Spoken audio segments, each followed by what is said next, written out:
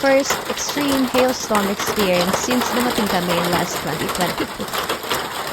Kinuha ko ng video para sana isend sa tito ko para itanong saan ko anong gagawin ko kasi first time na ganito kagrabe.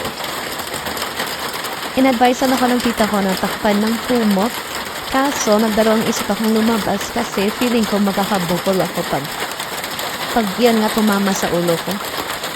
Buti na lang nag-stop siya soon after nag-send ako ng video sa tita ko. Yun lang. Salamat. Ingat guys.